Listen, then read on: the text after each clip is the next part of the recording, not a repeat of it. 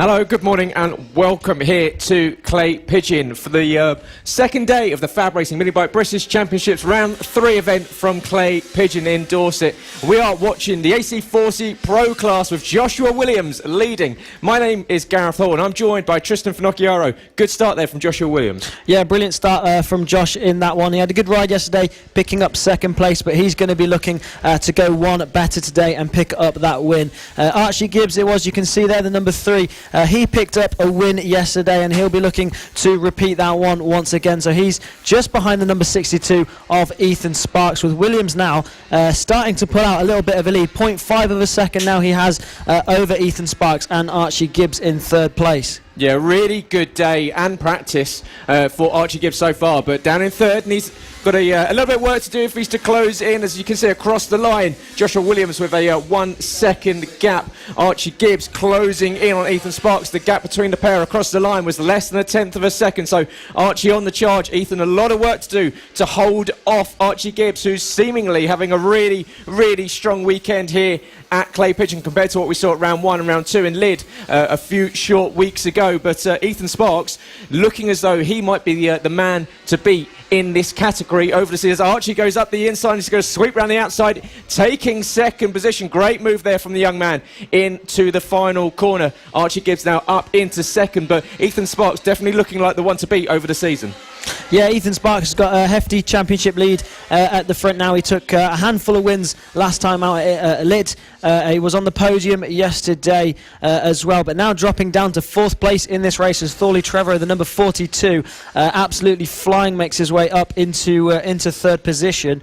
So perhaps a new name on the podium in the form of Thorley Trevor. We just see a bit further back there the number 91 of Archie O'Brien and Harry Payne. They're scrapping over 5th place. So battles all through this field at the moment, but it's Joshua Williams at the front who's extended his lead to 1.2 seconds last time over the line. Archie Gibbs now has found his way into second position, so it'll be interesting to see what he can do and see if he can close down, and in fact he is. That gap is coming down at the front. Archie Gibbs now set the fastest lap of the race on that last lap in a 42.4 of a second faster than Joshua Williams on that last lap. So yesterday's race winner and poleman is looking to reel in at the number 78 of Joshua Williams. Yeah, he's been set loose after clearing Ethan Sparks and Thorley Trevorrow, and Thorley Trevorrow doing a great job there now in 3rd position, and Thorley be looking for a very good podium to start off day 2 here at Clay Pigeon. But it is Joshua Williams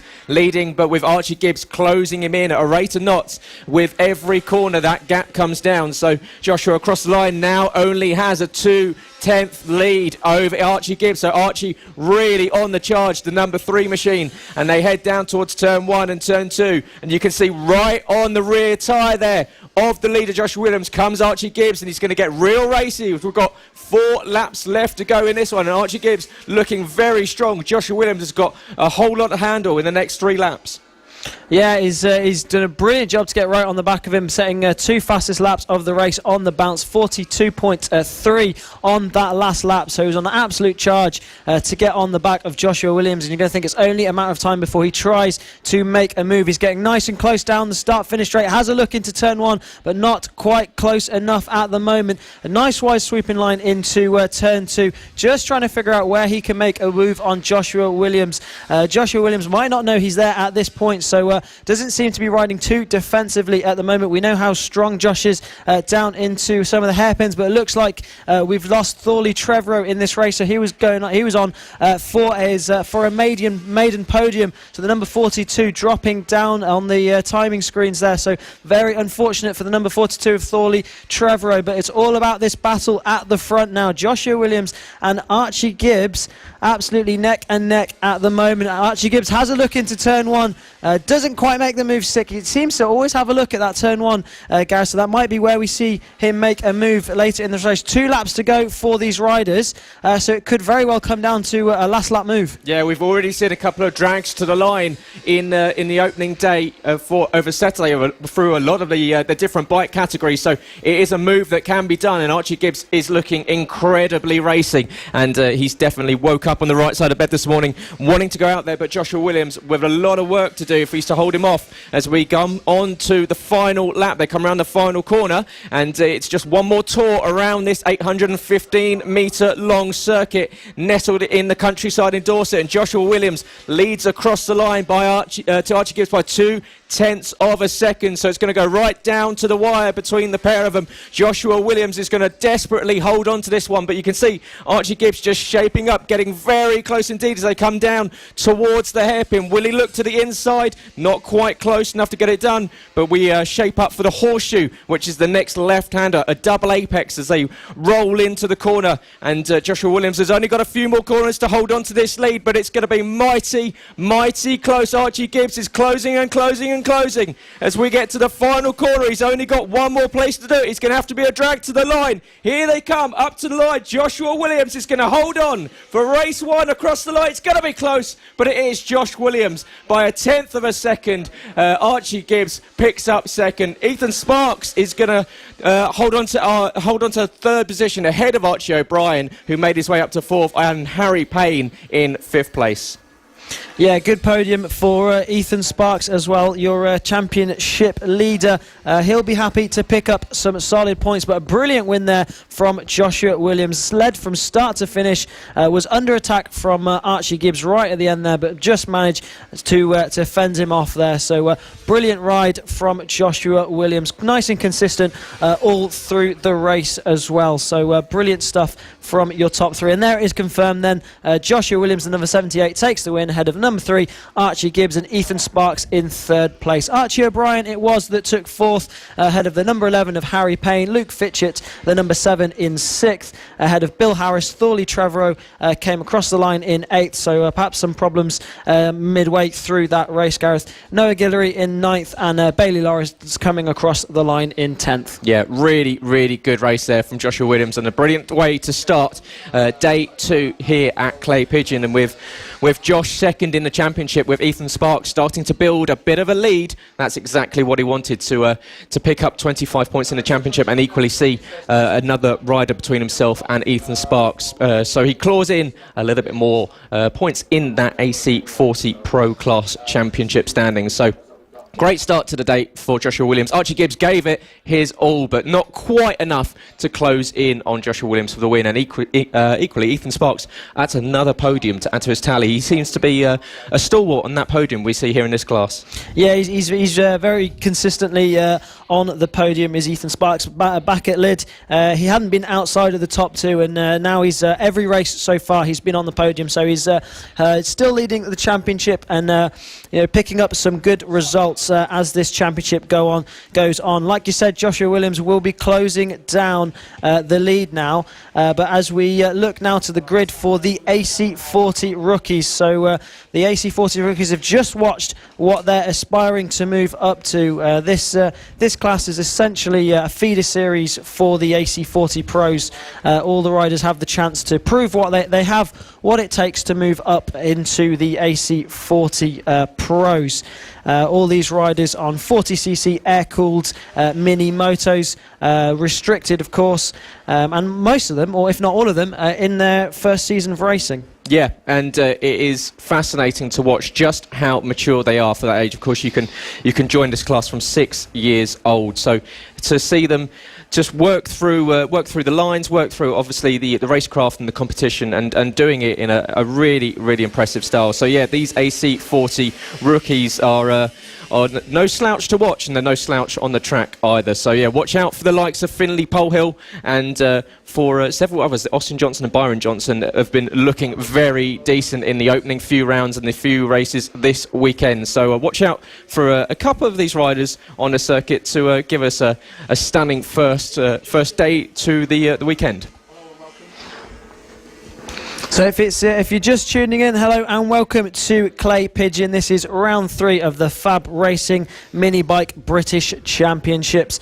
We've had some racing yesterday and we're back in action today. AC40 rookies, and Austin Johnson is lining up on pole position ahead of Byron Johnson, Finley Polehill, Freddie and Freddie Bridewell. Harrison Day lines up in the 5th spot ahead of Lewis Hull, Travis Shaw in 7th, Oliver Hall in 8th.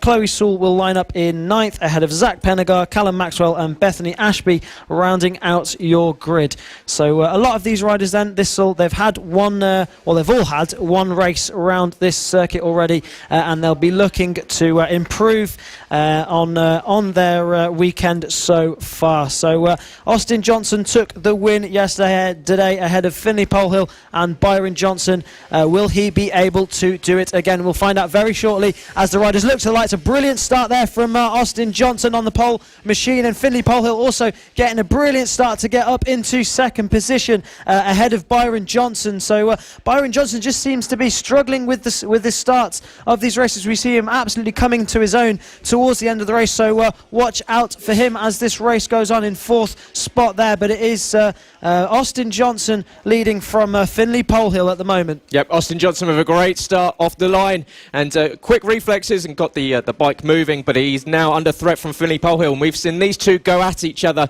in the first few races of this season, so expect this battle to go on. And you can see that, I believe that's Chloe Sewell chasing down Oliver Hall for 7th and 8th position, and we can see it is looking as though across the line it will be is that Austin Johnson that's gone down race leader? It's not, it's Byron Johnson that's dropped down. So yeah, really good start for Finley Polehill. However, the number 199, he's done a purple lap of 49.187, so quick lap there from the rider in 2nd. Yeah, good lap off the line from Finley Polehill, fastest on track at the moment, and as you can see right on the back wheel of the number 27 of Austin Johnson. Finley Polehill yesterday picked up 2nd place, so he's going to be looking to do one better today, but it is Austin Johnson that still has that lead at the moment. Harrison Day up into 3rd place then. The side of the track was Byron Johnson, and that's promoted Harrison Day up to 3rd. A bit of a distant 3rd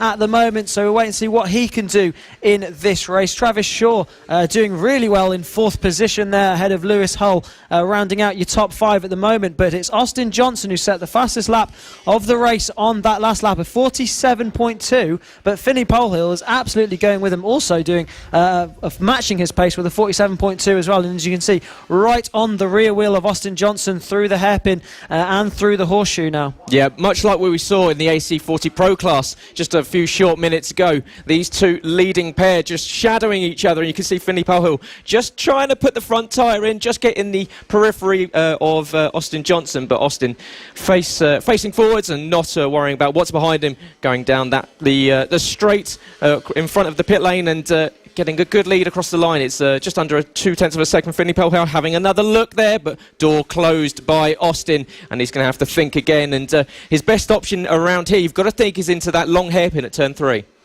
Yeah, that's the easiest place for a passing manoeuvre, but we've seen passes all round this circuit this weekend, so it's only a matter of time before Finley Polehill has a go at Austin Johnson. But these guys really consistent at the moment. The last 2 laps, both of them set 47.2s on the last 2 laps.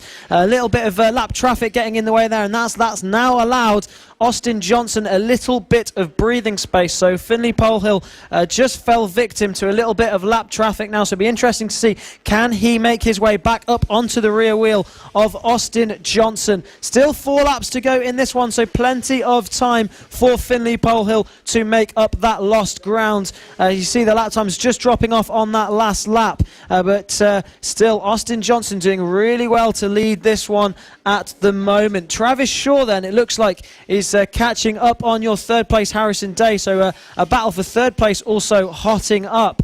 So brilliant battles all through this race at the moment. Yeah, really unfortunate there for Finley Polehill. You see he takes a slightly wider line around the horseshoe, but unable to get it done due to that lapped traffic.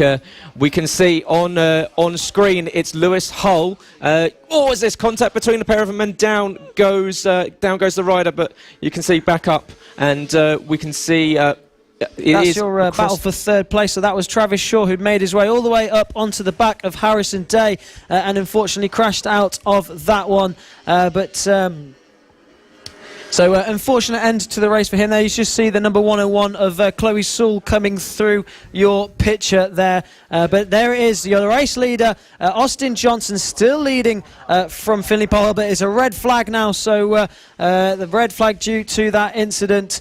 So possibly stolen a battle for the win there. Yeah, so red flag comes out with Austin Johnson leading that one, but Finley Polehill was only 0.2 of a second behind, crossing the line with a purple lap of a 46.881. So Finley was really heating up, and yeah, there was 3 laps left to go in that one. Is stolen what was shaping up to be a really fun and interesting battle to finish up, but another strong race whatsoever for Austin Johnson. Yeah, another strong race for Austin Johnson. He did brilliantly to control that race on from the front. Got a good start from pole position and led absolutely every lap. So brilliant stuff from him. He'll be happy to take the win ahead of Finley Polehill and Harrison Day, picking up another podium. He got a few last time out in Lyd as well. Yeah, so that is your top 3 in that one. Austin Johnson, Finley Polehill and Harrison Day, as the red flag came out with 3 laps left to run in that one.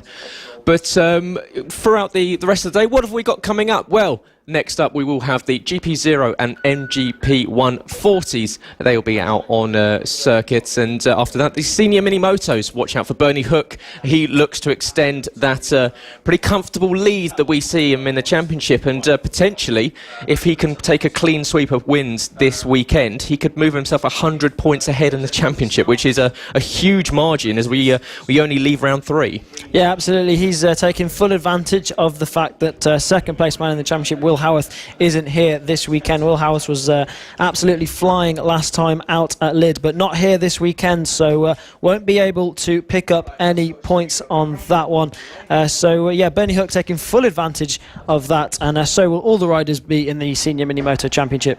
Yeah, and but welcome everyone for joining us this morning, whether you're watching live on YouTube or on Facebook from FAB-Racing, and or you're listening live on motorsport.radio, the world's only 24-hour-a-day live stream motorsports dedicated radio station with interviews, commentaries and all things motorsport from 2 wheels to 4. My name is Gareth Hall, and I'm joined as always by Tristan Finocchiaro, and we'll be bringing you wall-to-wall action from here from FAB-Racing throughout the 2020 season. And we've already seen on the Saturday for the first races of the weekend some really strong running from the likes of Ethan Sparks, from Mason and Foster, who had a good run, and equally some of the other riders that were maybe not doing so well in Lyd, but have seemed to have improved their pace and speed coming into round 3. Yeah, we've seen a few new names on the podium, which is great, and a few new names challenging for podiums and getting some better results than they did at Lyd. These riders obviously always learning, and the riders we just see in the AC40 rookies always learning. And one of the riders we spoke to earlier in the weekend was Travis Shaw, so let's just see what he had to say.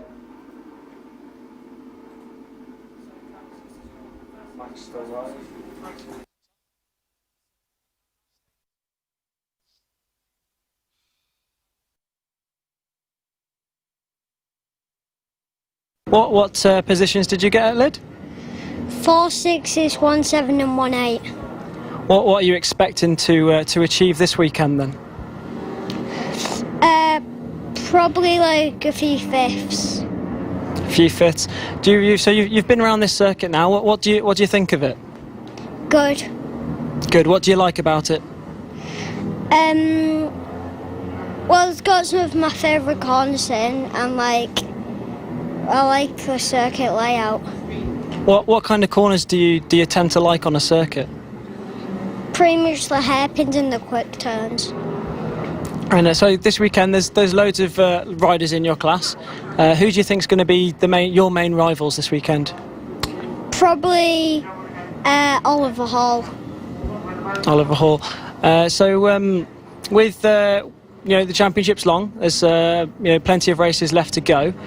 Do you have a target for where you want to finish in the season this year? Pretty much hoping for a podium. Perfect, thank you. Welcome back to the AC40 rookies, and there was Travis Shaw we just heard from, was going really well in that race until he unfortunately crashed out. So we're ready to get this AC40 rookies race back underway here. You can see the two Johnsons of Austin Johnson and Byron Johnson lining up on the front row. Really lucky for Byron Johnson that we had this race restarted, because he was suffering from an unlucky race in that one, as he dropped through the field after we saw him at the side of the circuit. So a second chance for Byron Johnson. He'll be happy with that. Finley Polehill will be looking to get a good start like he did earlier on from third spot on the grid. So we could be in for an exciting three battle for the win at the moment. Yeah, but if you're Finley Polehill, you've got to think, I probably had that in the bag with chasing down Austin Johnson. So Finley's got it all to do again. So a lot of work, but it makes it no less exciting. We get to see these guys out there again and showing us what they've got, and a lot of them wanting to move up into the AC40 Pro class after this slight jaunt in the rookies. So we're going to have a 5-lap race, so a slightly shortened race compared to the original amount. But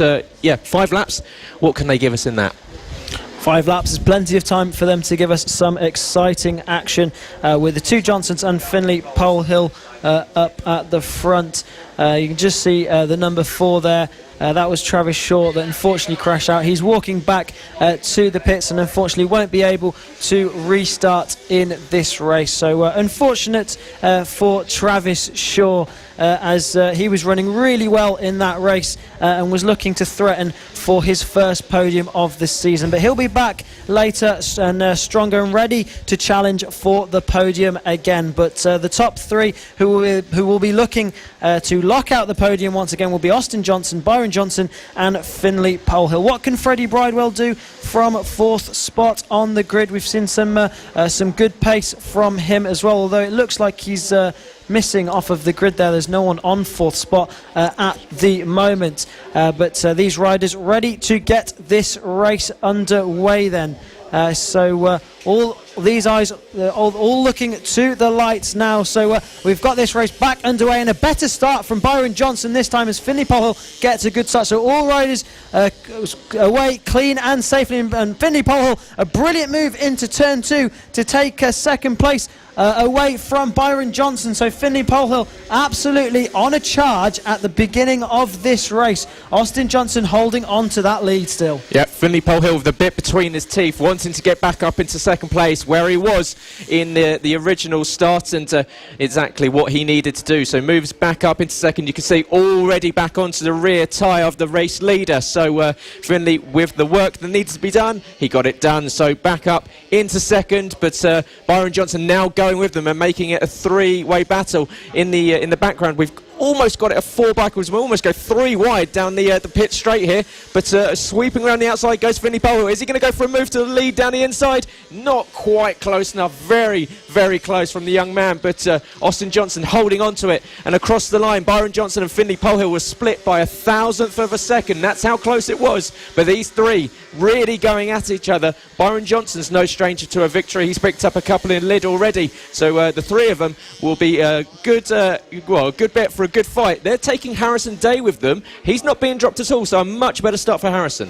Yeah, Harrison Day doing well to stay on the back of these guys. These have been your favourites this weekend, but Harrison Day doing really well to stay on the back of these guys. Was one of the fastest across the line last time around, so looks like he's just slightly dropping off at the moment, but a few more laps to go, and plenty of time for him to get back onto the back of these guys. Finley Polehill is still then on the bright orange machine in second place at the moment. Coming under attack now from Byron Johnson. Byron just trying to find his way past, and does. He makes it stick into the hairpin. It looked as if Finley Polehill just had a little bit of trouble down that straight, because Byron Johnson was just able to get past him with ease, and it looks like now that Finley Polehill's dropping back quite dramatically.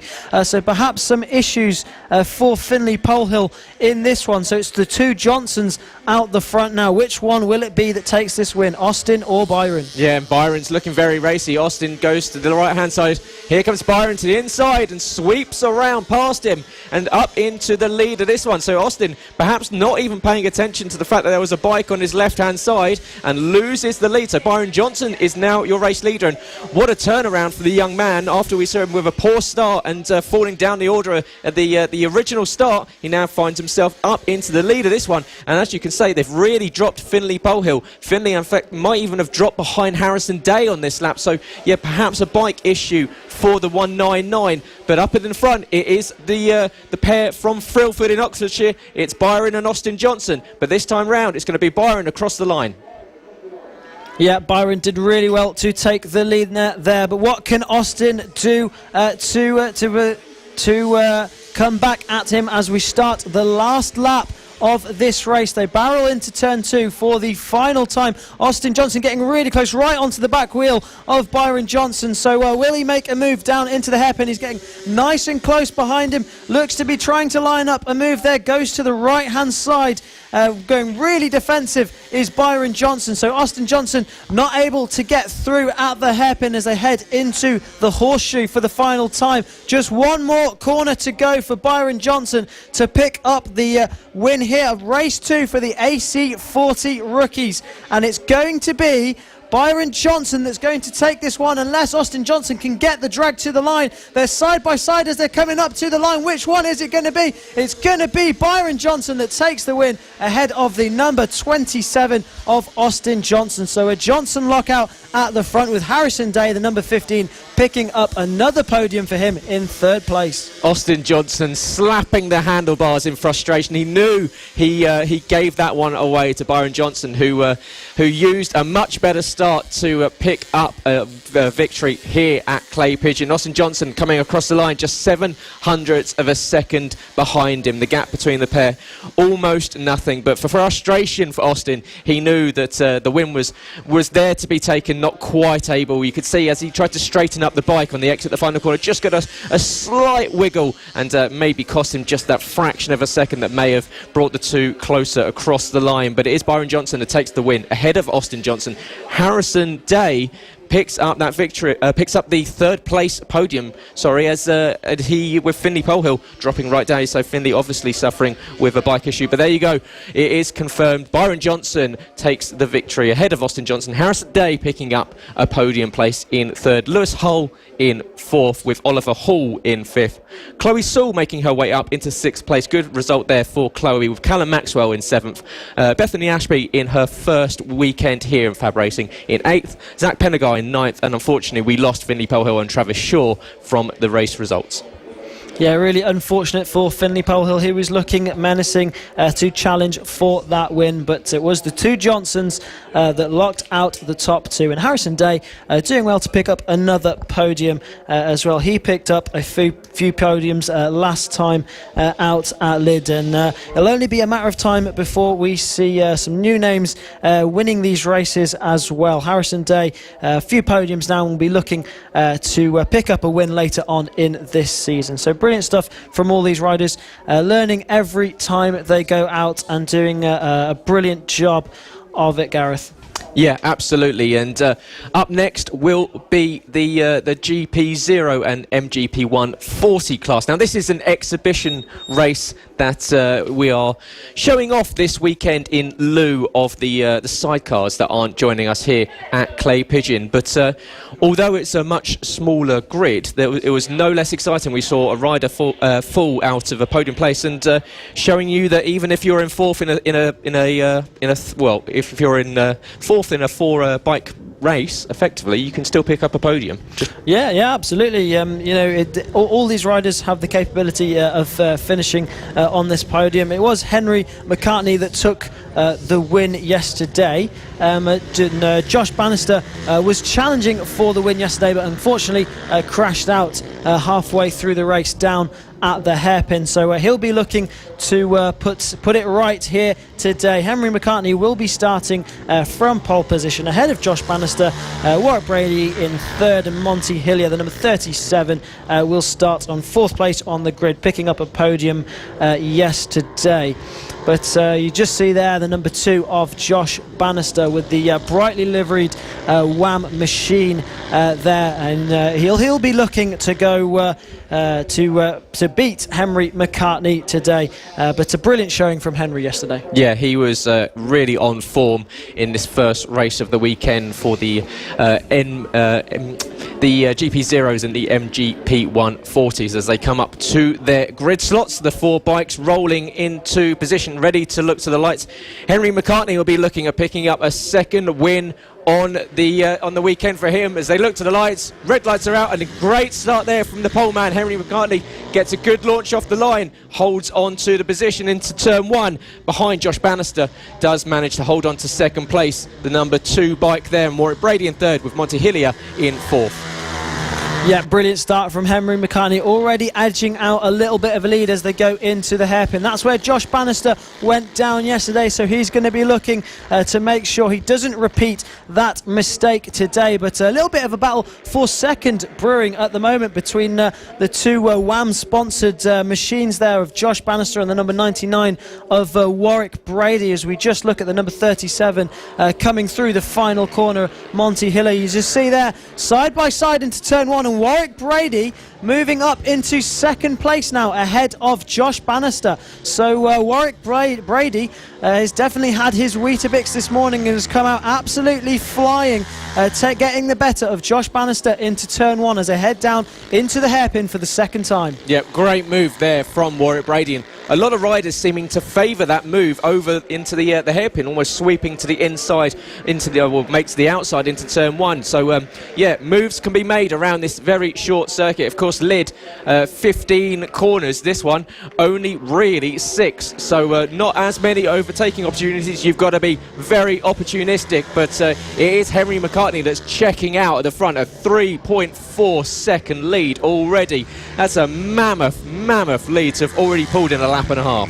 Yeah, Henry McCartney on that last lap, over almost a second and a half faster than anyone else with a 40.2 on that last lap. We've seen a little bit quicker earlier in the weekend. He did a 39.7 to get on pole position, and Josh Bannister just struggling for a little bit of pace in this one. We've seen him in the low 40s this weekend, so perhaps a little bit of pace that he's losing in this one. But the number 99 of Warwick Brady doing a brilliant job at the moment to keep himself in front of the number 2 of Josh Bannister at the moment. Josh has a little look down into turn 2, but no way through at the moment as this battle for second heats up very, very nicely. A 4.2 second lead across the line that Henry McCartney had with 9 laps to go of this race. So Henry McCartney looking quite comfortable out the front there. You see on that bike the all black liveried with the brightly coloured leathers at the front. The number 31 doing a brilliant job coming through the final corner and up on into turn 1. So absolutely flying at the front, really consistent pace. 30.3 on that last lap, has just done 40.2s, 40.3s all race long so far. So it's that consistent fast pace that is absolutely stretching out that lead at the front. 5.1 seconds now he has over Warwick Brady. You could just see him on the brakes there, just getting the rear wheel a little bit light. So brilliant riding from Henry McCartney at the moment. So we look back to the battle for second place between Warwick Brady and Josh Bannister. Josh Bannister has had a good few laps behind Warwick Brady now to just sit there and study Warwick and see where he can find a way through. Still plenty of time left to go in this race as Henry McCartney sets another fastest lap of the race on that last one as the battle for second continues to get hotter and hotter. Yep, as you can see, Warwick Brady trying to hold on to this second place finish. Josh Bannister wanting to pick up some good results after unfortunately going down in yesterday's race 1, but he's got a bit of work to do if he's to close in on Warwick Brady, the number 99 machine. But he is staying with him and it is still on. And thank you everyone for joining us this morning here from Clay Pigeon, whether you're watching live on FAB-Racing's YouTube or Facebook page, or if you're listening live on motorsport.radio. Of course, if you're watching at home, make sure you let us know who you're supporting and who you're supporting, and equally what you want to see throughout the day. Yeah, absolutely. Be sure to get in touch with us here. But all about now this battle for second place. Warwick Brady's doing a really good job to keep Josh Bannister behind him. But you've got to think it's only a matter of time before Josh Bannister tries to find his way through. He's been able to sit behind Warwick Brady, study his lines, study perhaps where he's slightly weaker and where Josh is slightly stronger. So he'll be looking for a way through now. A little bit of breathing space at the moment for Warwick Brady. Not completely under attack now from Josh Bannister, but I think Josh is just sitting back and having a look at Warwick Brady. 8 seconds is the lead from Warwick Brady to Henry McCartney. So McCartney absolutely flying out the front as he dips into the 39s on that last lap with a 39.7, equaling his pole time from earlier in the weekend.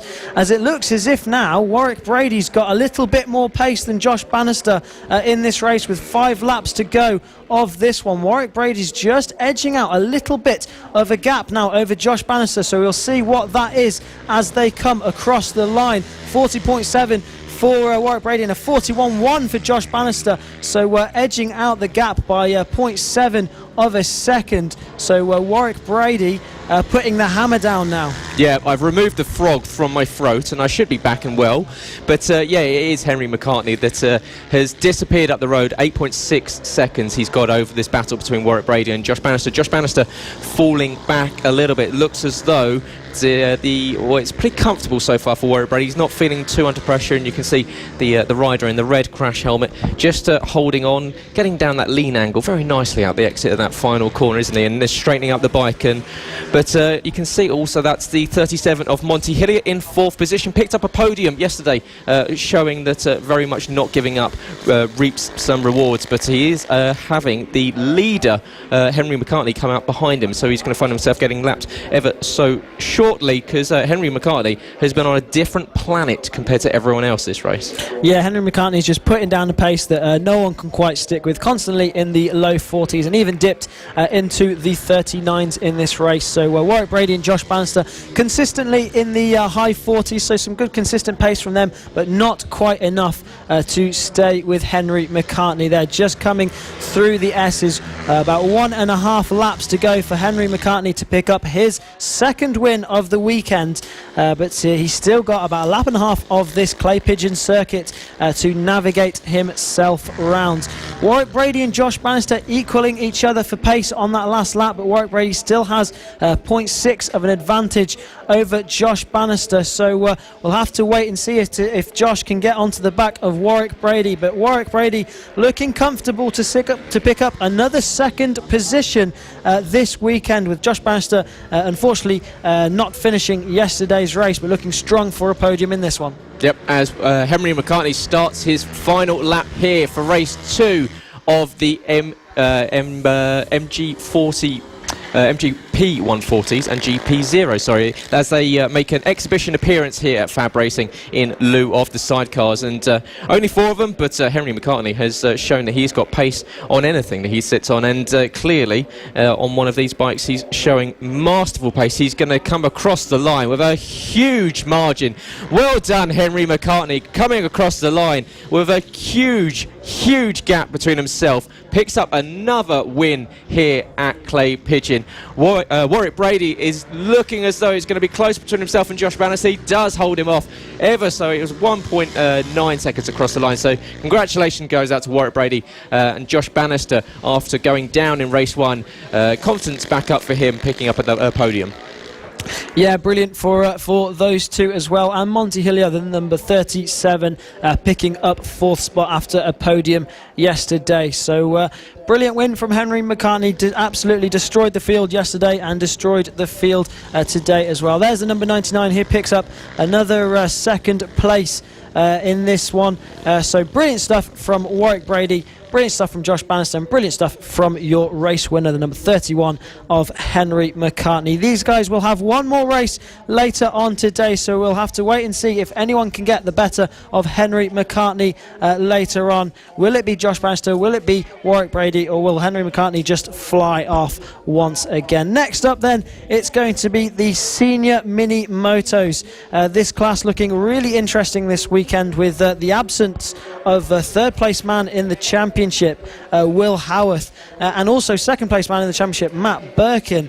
So Bernie Hook absolutely taking advantage of the fact that his championship rivals aren't here this weekend and extending his championship lead. Yep, and it's going to be very, very strong in the series, but we will be back in a moment. Let's go! Racing. This is the 2020 FAB-Racing Minibike British Championships. Round 3, Clay Pigeon Raceway. Let's go! The official BSB partner series. This is FAB-Racing. A 6-rider grid then it is for the senior mini motos. We saw Bernie Hook take victory yesterday. What can he do today? He has also the lap record here, so Bernie Hook very fast round this Clay Pigeon circuit as they come up to line on the grid. Bernie Hook then on pole position number 0 ahead of Holly Harris, who took her first podium yesterday. Andy Whedon in third spot, Nick Bennett in fourth on the grid ahead of Simon Huntingford and Ashton Dean lining out your grid here this weekend as the riders line up on the grid. You can see there Bernie Hook on the outside with the black helmet just ahead of Holly Harris as they look towards the lights for the second race for the senior mini motos is go here, and Holly Harris has found her way up into the lead of this race. Brilliant start for Holly, leading as they go into turn 2. Into the S is now Bernie Hook, looking menacing in second place, looking like he's trying to find a way past Holly Harris in the opening stages of this race. You can just see them all getting as low as they can, trying to be as slipstream as possible around this circuit. But it is Holly Harris. Yesterday picked up her first podium. Can she pick up her first win today, Gareth? Yeah, great start there from Holly. But you can see Bernie all over the back end of that bike in front, and you've got to think for him, he knows that opportunity is there to extend this championship lead. He needs to clear Holly Harris as soon as possible. They're going to go side by side, but Holly's going to hold on to the lead, and she ends the first lap with a 0.3 of a second gap. Andy Whedon has found himself up into third position ahead of Nick Bennett, who picked up a podium yesterday afternoon. Simon Huntingford in fifth, Robert T in sixth, and Ashton Dean down to seventh position. Holly Harris is still in the lead, but you can see Bernie Hook not clear in second position because Andy Whedon is closed right up to the back of him. You can see Bernie trying to go to the long way round around the outside and get a cut back on Holly Harris. Is he going to do the same thing coming into the final corner? You can see getting a tighter apex. Will that give him the inside corner? No, Holly covers it off very nicely. Good defensive driving there from the number 15, but here comes the number 0, ducking down, trying to decrease as much drag as possible. But Holly Harris holding on to this one and showing some really good pace early on. Yeah, really good stuff from Holly. All these front guys pretty much matching each other for pace at the moment. They're a couple of seconds away from the lap record, but early stages in this race. So it's a battle for the win between these three riders that's breaking away at the front at the moment. Nick Bennett in fourth place ahead of Simon Huntingford, Ashton Dean and Rob Pettit in seventh place in this race, a name we did not see yesterday. So Holly Harris doing really well to lead this race at the moment. 7 laps to go in this race as Bernie Hook gets right on her back wheel as they head into turn 1. Down into turn 2 now. We see Bernie Hook taking a nice wide swooping line there, trying to go around the outside, but that won't work into the S's. Holly Harris with a nice defensive line through there as they go down into the hairpin. Andy Whedon there, the number 7, just sat in third position watching these guys. Will we see a charge to try and take the lead of this race later on? Oh, around goes Bernie Hook to the outside. He's got a really good run on Holly, but once again, Holly really strong defensive driving from the young rider, the number 15, leading this one. She's done a stellar job off the line to hold off the man that's looking at extending this gap. You can see Bernie looking behind him, so not even paying attention to what Holly's doing in front, and he's trying to find out where Andy Whedon is. He knows that a lot of riders have been using that left-hand side of the circuit across the line to get moves done, but you can see eyes now fixed back on that rear tyre of Holly Harris. He's closing right up. He's got a really good run down into the hairpin, but you can see, obviously, Holly is a lot lighter than Bernie Hook, and it's really benefiting her on that run down to the hairpin. She seems to stretch out a little bit of a gap that makes it hard for Bernie to close in and make a move. Yeah, that will be in the favour of Holly Harris. But another rider is absolutely charging through the field at the moment. He was 7th place earlier on, but now up into 5th is the number 8 of Rob Pettit. He set the fastest lap of the race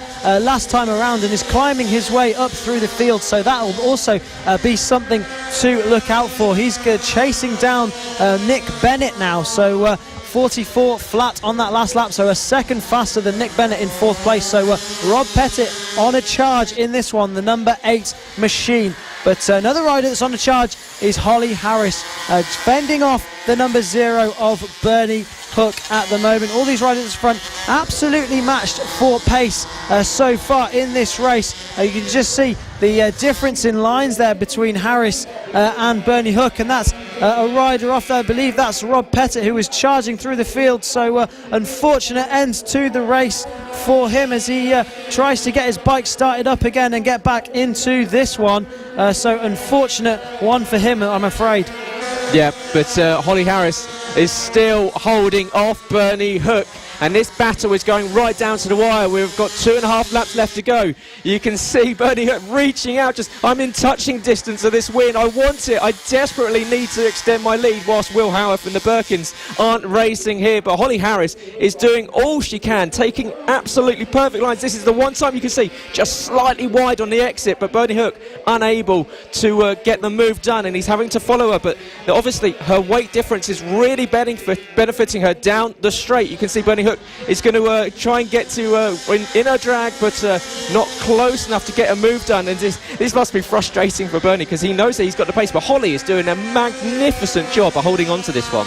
Yeah, absolutely. Bernie will just be trying to figure out where's the best place for him to find a way through. He gets really close coming out of the S's with 1.5 laps to go of this race. But now Andy Weedon, the number 7, has made his way through on Bernie Hook. So Bernie Hook now down to 3rd spot, and Andy Weedon will be having a look to see what he can do about the number 15 of Holly Harris in front. Bernie Hook right on the rear wheel of Andy Weedon now. He needs to snap back as they go on to start the final lap of this race. Holly Harris has led the whole race, but she's got the number 7 of Andy Weedon and Bernie Hook to fend off, and as she makes her way around the final lap of this clay pigeon circuit. Holly Harris had been saying that she'd really enjoyed her step up to senior mini motos this weekend, and she's looking at picking up a maiden victory here in the class, and she's got just a few more corners to hold on to. Bernie Hook dropping down to 3rd place behind Andy Weedon, and those two are going to fight over 2nd place. Holly Harris has only got 2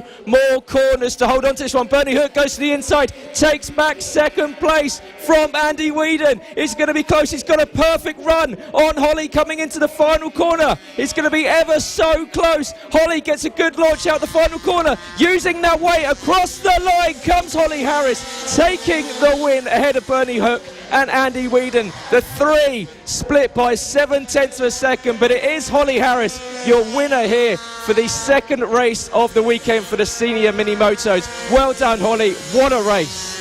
Yeah, it was that brilliant start at the beginning of the race that really made that one for Holly Harris, as she managed to lead every lap of that race and fend off Bernie Hook and Andy Weedon. We saw Bernie and Andy scrapping it out on the last lap, and Bernie Hook setting the fastest lap on that last lap with a 44 flat. So Bernie Hook was really pushing to try and take that win, but unfortunately wasn't able to do it. Nick Bennett also unfortunately retired from this race. Looks like chain come off there for Nick Bennett, so unfortunate one for him. He picked up a podium yesterday. You can see him wheeling his bike back to the pits now, so unfortunate scenes there for him, but brilliant stuff for Holly Harris to take her maiden victory in the senior mini motos. Yep, and there goes that clean sweep that Bernie Hook was hoping for, but yeah, what a marvellous drive there from the young lady in number 15, picking up her first win in the class and her first win of the weekend here, the senior mini motos. And yeah, definitely a name to look out for the rest of the season, because with results like that and with pace like that, she can get herself well up. Yeah, absolutely. The season's long, and she's climbed up the order yesterday, picking up 20 points. So another 25 today. We'll see her shooting up the order, especially with with a good few people not attending this round for the senior mini motos. So now on the similar machinery, still liquid cooled 40cc mini motos, but this is the juniors, so the LC40 Elites. This is the final stage for junior riders in their mini moto careers, and it's been a very interesting one so far this season. Ryan Hitchcock has picked up quite a few wins in this one, and is looking set at the top of the championship. Nice and comfortable lead for him at the moment. Yep, and it's going to be, as they go to the formation lap, it is going to be Ryan Hitchcock on the pole for this one. Sammy Munson in second place, whilst Charlie Huntingford in third, Josh Bannister in fourth, Joshua Williams in fifth place, with Archie Gibbs in sixth, Archie O'Brien in seventh, with Thorley Trevorrow in eighth, Warwick Brady back in ninth place, with Luke Fitchett in 10th, Marco Holt in 11th, and Casey Sperry in 12th, and I believe that is the 12 that we have. And in fact, the top five all finished in qualifying order yesterday. So it was Ryan Hitchcock from Samuel Munson and Charlie Huntingford. Samuel Munson stealing on the line ahead of Charlie Huntingford in a brilliant end to the first race of the weekend for the LC40 Elites. Yeah, it was a brilliant battle between those two. Ryan Hitchcock, your poleman, absolutely cleared off at the front and controlled the pace at the front beautifully. So your likes of Samuel Munson, Charlie Huntingford and Josh Bannister are all going to be looking to see if they can stop Ryan Hitchcock from running away at the front in this one. Ryan Hitchcock, you can see there on pole position, the number 43 with the red leathers, just ahead of Samuel Munson there with the British flag on the knee sliders. What can Samuel Munson do about the charging 43 of Ryan Hitchcock? Ryan considerably quicker in qualifying as well, so got some really good pace around this circuit. Also has a couple of lap records around here in the mini GP 50s and 70s as they look round to make sure everyone's forming up on this grid. They're eager to get this race started. They're looking to the lights now, and it's a brilliant start there from Samuel Munson, just getting up underneath, but it's Charlie Huntingford with an amazing start there from third place on the grid up into first, and edging out a slight gap as they go through turn two. But Ryan Hitchcock now right on the back wheel of Charlie Huntingford, so a brilliant start there for the number 76 on the blue bike there. Josh Williams, you can see there, and Archie Gibbs a bit further back. The helmet we like so much of Marco Holt a bit further back in that grid as well. But it's Charlie Huntingford who got a brilliant start there, and just holding on ahead of Ryan Hitchcock now. What a rocket of a start there for Charlie Huntingford, off the line, soaring down into turn one, and he's going to come across the line leading the first lap, moving up from third on the grid. Ryan Hitchcock in second, and Sammy Munson in third, Joshua Williams in fourth, and Josh Bannister in fifth. But yeah, as Charlie loses the lead there, great move into the second corner there for Ryan Hitchcock, and that's a move I don't think we've seen so far this weekend. No, that's absolutely brilliant move from Ryan Hitchcock. He set it up really well, got a good drive out of turn two, and just managed to steal the line away from Charlie Huntingford. Huntingford had a little bit of bobble there through the horseshoe, would have lost him a little bit of time, and not something he can afford to do with the pace that Ryan Hitchcock has been showing this weekend. So Charlie's going to need to do everything he can to stay on the back of Ryan Hitchcock, and perhaps trying to disturb his rhythm a little bit, because we know once Ryan starts setting that pace, there is no stopping him. And there he is, he takes the fastest lap, and a big bobble there for Samuel Munson. Big front end chatter as he goes into the S's, and just about manages to save it. So brilliant stuff from him to be able to save that. Almost a crash there, but absolutely brilliant from Samuel Munson. Unfortunately, it's dropping down the order now, and went off onto the grass. Looking further back now, Archie Gibbs there threatening Josh Bannister for fifth place, and Archie Gibbs Gareth, on an air-cooled bike in this race. So we're down on power in this way. You can just see how they pull away from him as they go down the straight. So to have such pace on that air-cooled bike against the liquid-cooled is really impressive from Archie Gibbs. But Josh Williams now defending 4th place from Josh Bannister, and Archie Gibbs getting right onto the back of these guys as they go through the S's. Brilliant stuff then from Archie Gibbs, and Josh Williams just trying to defend from Josh Bannister, the number 2. A few battles further back as well. You can see Marco Holtz in that one, Casey Sperry and Thorley Trevorrow all battling it out there. Luke Fitchett also on the back of that one. So a brilliant battle going on there for 7th place. Yeah, really good fight there.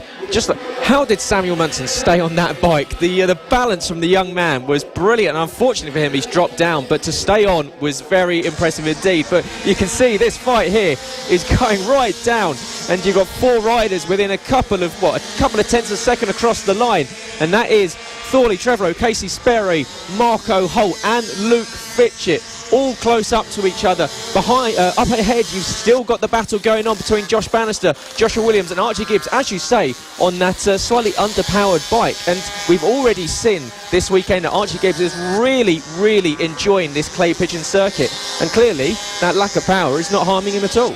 Yeah, absolutely. The good thing about this circuit for Archie Gibbs is it's pretty much corner to corner to corner. Not a lot of straights here, so the straight line speed won't be harming him as much as it would be at other circuits, but definitely still a hindrance for Archie Gibbs, and it'll make it difficult for him to make a move on the likes of Josh Williams and Josh Bannister, because he won't be able to get close enough down the straights to be able to get underneath on the brakes. So if he wants to make any moves anywhere, it'll have to be from one corner to another, so possibly from turn 1 to turn 2, or even like that brilliant move we saw Ryan Hitchcock make into the S's. So he'd have to think of something special to be able to make a move for 4th or 5th, but doing a brilliant job to even be able to stay with these guys on the faster liquid-cooled 40cc machines.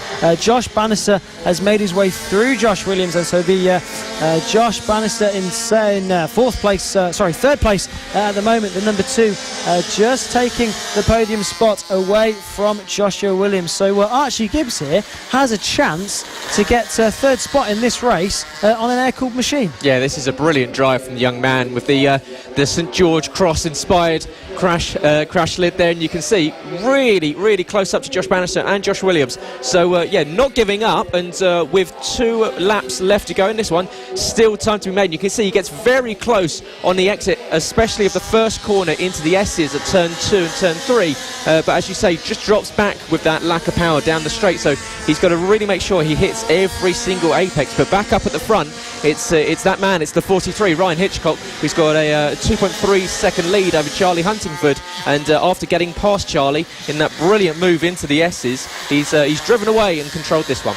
Yeah, Ryan Hitchcock setting really fast, consistent pace at the front of this one. Ryan Hitchcock, you could say he's a returning star to this class. Has been up through the mini motos, through the Metro Kit classes, and is returning here at Clay Pigeon and also at Lid he's taken the lap record in this race as well, with a 41.5 earlier on in this race. So that beats the old lap record that Johnny Garnett set of a 41.7. So half a lap left to go then for the number 43 of Ryan Hitchcock as he comes round the hairpin for the final time into the horseshoe. Just one more corner to go for the number 43 after this one. Heads into the final corner for the final time. A whopping 2.6 second lead it was last time, and he's just been stretching that out all race long. So a brilliant ride there from the number 43 of Ryan Hitchcock, takes the win, and it's going to be Charlie Huntingford who takes 2nd place, 2.5 seconds back, with this battle for 3rd really hotting up now. But it's going to be Josh Williams that takes that 3rd spot ahead of Josh Bannister, who takes that 3rd spot ahead of the number 78 of Joshua Williams. and Archie Gibbs on that air-cooled machine, rounding out your top 5. There's your race winner then, the number 43, Visor Open, enjoying the air now, just talking to the number 76 of Charlie Huntingford. Brilliant ride from Charlie Huntingford, and a brilliant start from him as well. You can see, look at the sportsmanship between the pair of them, just sharing a fist bump there, and Ryan Hitchcock just extending his gratitude to Charlie Huntingford after the pairs. He pops a wheelie going into the horseshoe, but yeah, what a win there for Ryan Hitchcock, who now owns the race lap record here at Clay Pigeon in both the LC40 Elite class, the GP50s and the GP70s. So yeah, very, very strong performance from the young man here at Clay Pigeon. And but it is Ryan Hitchcock that takes that win with a 2.5 second gap over Charlie Huntingford. Josh Bannister managing to hold on to third place, with Joshua Williams in fourth. Archie Gibbs doing all he could, but not quite able to hold on or move himself up into a podium, but a fantastic result there from the number 3 bike. Archie O'Brien in 6th, Thorley Trevorrow in 7th, Marco Holt in 8th, with Luke Fitchett in 9th, and Casey Sperry rounding out the top 10 with Samuel Munson, just a 100th of a second behind in 11th place. Yeah, Samuel Munson doing a really good job to finish that race after that sketchy moment earlier on. They did a really good job to save that one. It was really impressive and made for some good shots as well. So very unfortunate for Samuel Munson to finish down there, but considering he could have very nearly been on the ground, he should be very proud of that save now. But here, lining up on the grid, is the Pit Bike 140s and Moto team. Two classes in one race in this one. So the Pit Bike 140s, your pole man for that is Rossi Banham. You can just see there with the red bike and black leathers. And in the Moto team, Will Howarth leading that championship. And he's not here this weekend. So a lot of riders looking to get in and take advantage and get as many points as they can to close down that lead that Will Howarth has.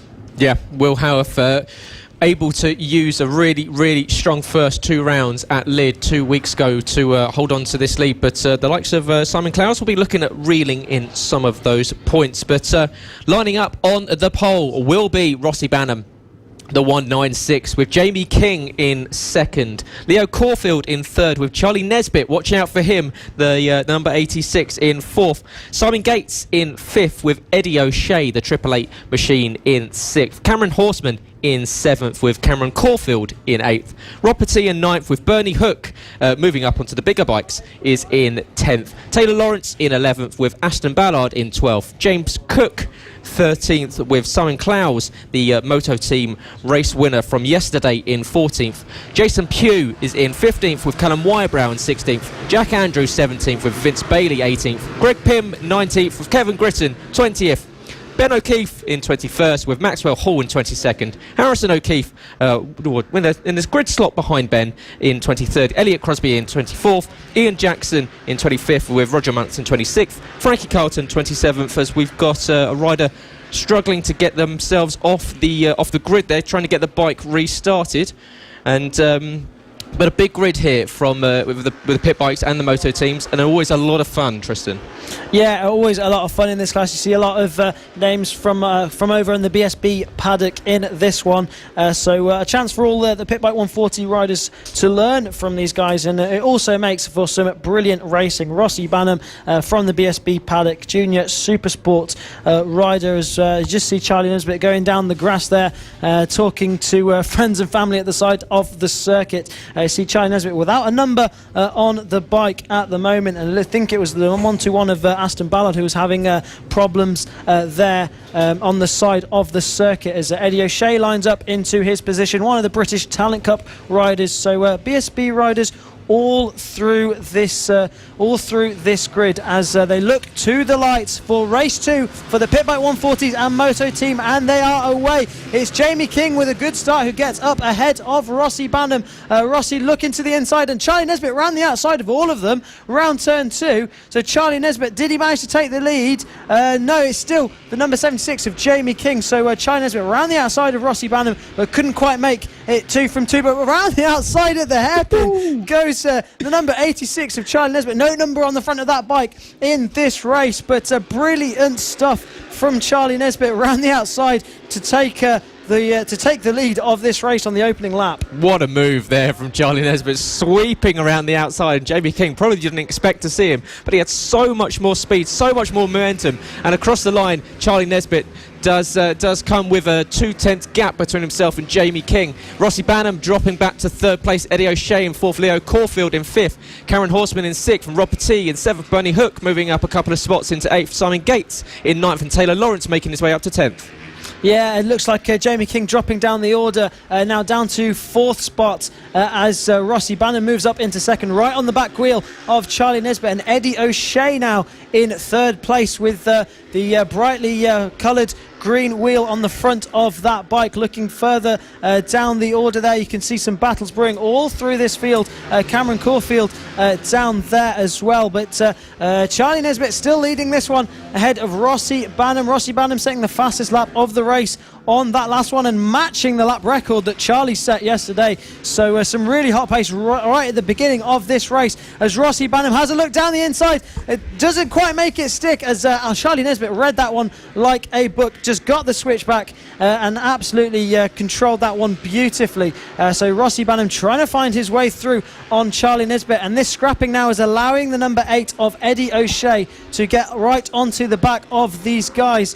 So now Rossi Banham right on the back wheel of Charlie Nesbitt as Charlie Nesbitt just puts some elbows out there trying to make sure Rossi Banham cannot find his way through. So some blistering pace at the front there as Eddie O'Shea sets the lap record on that last lap, a 39.4 for Eddie O'Shea. So we've seen the lap record go many times this weekend, and these front three have been under it pretty much all weekend. Yeah, what a lap there from Eddie O'Shea, and he's got himself right up into this battle for the lead of the race. Charlie Nesbitt showing absolute quality spatial awareness. You can see up the inside, tries to go Rossi Banham, but Charlie looking around him at every opportunity to work out where his competitors are, holding on to the lead. They're going to go side by side across the line, and it's a 100th of a second gap between the pair of them. Eddie O'Shea is desperately trying to stay involved in this battle. He's 3/10 back, but some really consistent laps. You can see 39.6, 39.6, 39.5 for the top three, so they're all on the pace, comfortably faster, almost half a second faster than anyone else on circuit. Yeah, they're absolutely flying at the front. Leo Caulfield is in 4th ahead of Jamie King. They're in the mid to high 40s, whilst these guys setting consistent mid 39s, considering that is the lap record pace. They're constantly on that lap record pace. Side by side into turn 1, and as Rossi Banham goes round the outside into turn 1. Brilliant move there from Rossi Banham. Charlie Nesbitt trying to go defensive, and he gets it back into the S's. A brilliant drive out of turn 2 and retakes the lead then with 7 laps to go of this. And Rossi Banham looks towards the inside again, gets it, but can he make it stick? Yes, he can. Number 86, Charlie Nesbitt cuts back once again as Eddie O'Shea is trying to make his way through as well. So this battle for the win absolutely hotting up here, swapping paint these two riders at the moment. Trading places is Rossi Banham and Charlie Nesbitt 3 times over that one. We've got on screen the 1-3-3 of Simon Clowes leading the Moto team race. He's got Jason Pugh not far behind, just 1.2 seconds back, but Simon holding on to this one. In 3rd place in class is Vince Bailey in the Moto team, but Simon Clowes still holding on to hopefully a second win of the weekend. But we're back to the lead battle between Charlie Nesbitt, Rossi Banham and Eddie O'Shea, and Eddie O'Shea once again dropping back a little bit off the pair at the front, but Rossi Banham is desperately trying to find any position to get past Charlie. You can see putting his front tyre just up the inside, but Charlie having a quick look behind as they go side by side across the line. It's going to be ever so tight. It's going to be Rossi Banham sweeping around the outside and smashing the race lap record. We've got a rider down at turn 1, but that race lap record of 39.242. What a lap there from Rossi Banham. They're getting quicker as this race goes on. Absolutely, and one thing to note there, Rossi Banham didn't quite take the lead, but across the line he's come across as leading. So if it comes down to a drag to the line, it could very well be Rossi Banham that takes that one with a brilliant drive. He has out of that one, but a few back markers in the mix now has let Charlie Nesbitt eke out a gap at the front. We said before how strong Charlie Nesbitt is at carving through the field when it comes to lapped traffic. So Charlie Nesbitt with some breathing space now, 39.6 on that last lap, despite lapping traffic. So on lap record pace whilst coming through and absolutely just carving through them, just almost like they're not even there. So Charlie Nesbitt not losing any time at all through lapped traffic. Absolutely brilliant stuff from him. Eddie O'Shea got the better of Rossi Banham through that lap traffic. So unfortunate for Rossi Banham, he dropped back a little bit and unfortunately fell victim to the back markers with just under 4 laps to go of this race. Charlie Nesbitt coming, he's looking behind, he can see he's got a hefty lead now, and he knows he's got this one comfortably in the bag. If all stays like this, Eddie O'Shea now just holding off second place over the number 196 of Rossi Banham, yesterday's race winner and your pole man for all the races today. Jason Pugh, the number 8 bike, is closing in on the 133 of Simon Clowes in the Moto Team class, and it's getting mighty close between the pair of them.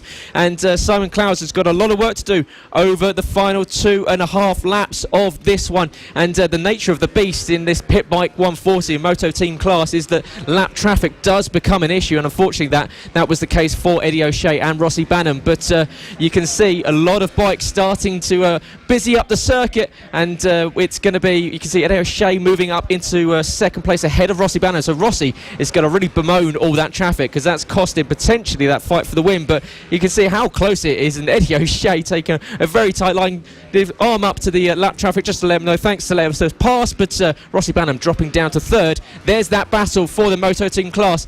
Jason Pugh trying all he can to get past Simon Clowes, but Simon's got himself a half-second gap. We're on to the penultimate lap of this one, and it's the 148 of Cameron Caulfield that is off to the side of the track trying to get his bike restarted there. So falling down the order, unfortunately there for Cameron Caulfield, who started in 8th position, but he's going to have fallen down a considerable amount of positions now after that technical issue on the bike. But there is your race leader, Charlie Nesbitt, out there once again enjoying himself in sensational style. And he's coming up to the final 2 corners of this one, and Charlie Nesbitt is going to take his first win of the weekend here in the PB 140 class, and he's going to do it in some style, as you say, just cutting through the traffic like a hot knife through butter.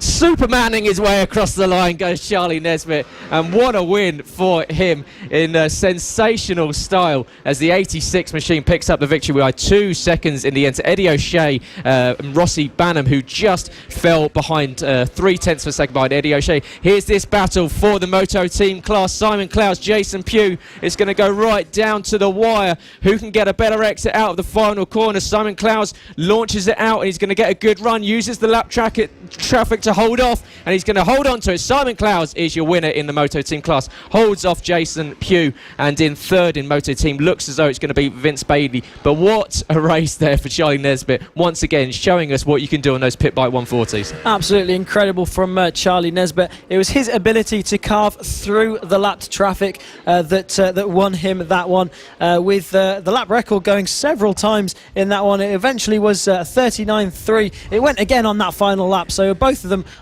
both Eddie O'Shea and Rossi Banham on the lap record on that last lap, but the lap record did in the end go to Eddie O'Shea, who takes second position in this race ahead of Rossi Banham and Leo Caulfield.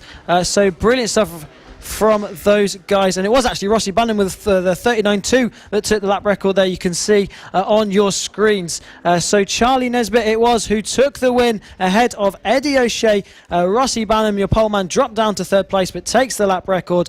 Leo Caulfield, it was in fourth ahead of the number 76 of Jamie King. Rob Pettit in sixth place ahead of Taylor Lawrence. Bernie Hook, the number 0, in eighth ahead of your Moto Team race winner Simon Clowes, who picked picked up first ahead of the number 8 of Jason Pugh, finishing in 10th overall in this race, but second in the moto team.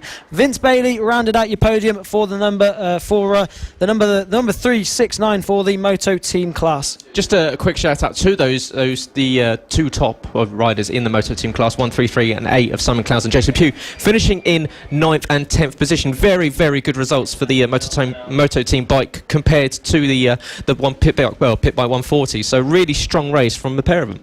Yeah, really, really good stuff from them. They were battling pretty much all race long and were absolutely matched for place at the end of that one. So good battle for the pit bike 140 race and a good battle for the moto team. The likes of Vince Bailey, Jason Pugh and Simon Clowes doing all they can to rack up points in the absence of the championship leader Will Howarth, the number 96. But now we move to the Mini GP50s as they line up on the grid for their race 2 of the weekend. Yep, and it is, you can see at the front it's Ronnie Harris, but alongside him is going to pull up Ollie Horner, and Ronnie Harris has been incredibly strong so far this weekend, taking the win in the first race of the weekend. But watch out for the likes of Ethan Sparks in 4th position, and the birthday boy Clayton Edmunds back in 6th on the grid, finished in 5th. He's turning 11 today. He'll be looking for a really good result, so happy birthday to Clayton. Hopefully you can pick yourself up a podium. It's something that he'd been saying,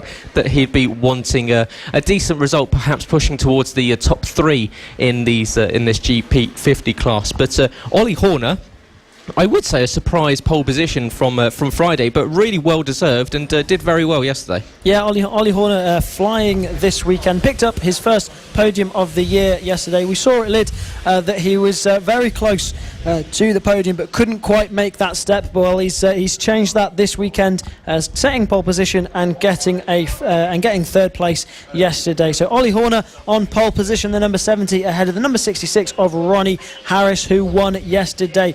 Number 72 is Sammy Munson, who we saw with that terrific save earlier on. He's in 3rd spot, ahead of the number 62 of Ethan Sparks, and 88 Mason Foster in 5th. Clayton Edmunds, number 146, happy birthday to him. He's in 6th place on the grid, ahead of the number 100 of Cameron Sewell, and Charlie Hunterford, the number 76, in 8th place. Warwick Brady is in 9th, with Luke Schofield in 10th, Alfie Davidson in 11th, ahead of Harrison McKay, Casey Sperry, Blake Wilson and Harry Payne rounding out your top 15. Jacob Stevenson in 16th, ahead of Philip Sorowak, Ollie Sims in 18th, and Isaiah Devine rounding out your grid in 19th spot on this grid. There you see then the blue and yellow bike of Ollie Horner lining up on pole position, hoping to pick up his first win here this weekend. Got his first podium yesterday. Can he do one better today? All attention goes to the lights now for Ollie Horner and Ronnie Harris at the front of this race.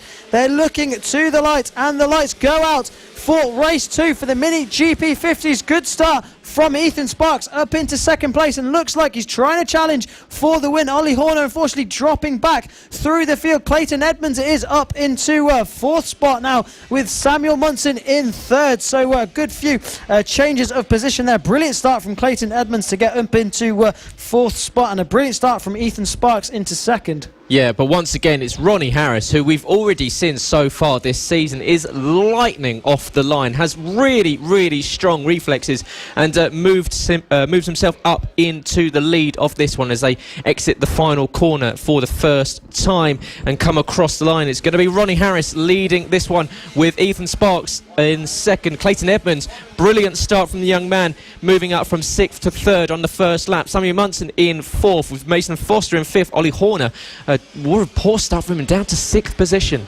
Yeah, that's definitely not what he would have wanted. The number 70, who took his first podium yesterday, from pole position down to 6th, so he's going to be looking to make up those positions back. Mason Foster has promoted himself up into 5th, just ahead. You can see there Mason Foster on the white bike, just ahead of the blue and yellow bike of Ollie Horner. So Samuel Munson, number 72, you can also see in that battle the number 146 of Clayton Edmunds Edmunds looking strong there in third place, and a good lap time on that last lap. And Ethan Sparks now then taking the lead at the front. So Ethan Sparks setting the fastest lap of the race on that last lap and taking the lead away from Ronnie Harris. We've seen Ethan Sparks take wins back at Lydd and multiple of podiums.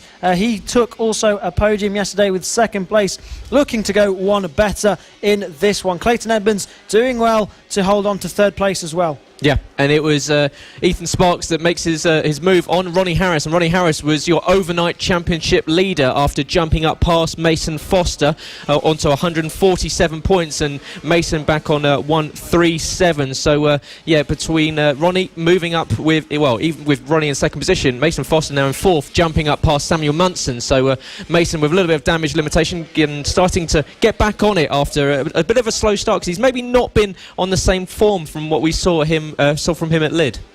Yeah, absolutely. And Ronnie Harris, you were saying, jumped up to challenge to take the championship lead last night. He's done that. He hasn't finished off of the podium so far this season. So a podium in every race so far for Ronnie Harris, and that kind of consistency is what brings you the championship lead. But it's really close at the top between Ethan Sparks, Ronnie Harris and Mason Foster in terms of the championship. And Mason Foster now climbing his way up into third spot, setting the fastest lap of the race on that last lap. So taking third spot away from the birthday boy number 146, Clayton Edmunds. Can Clayton do anything to respond to the number 8 of Mason Foster? But Mason absolutely on a charge now. He would have been disappointed yesterday picking up 6th place.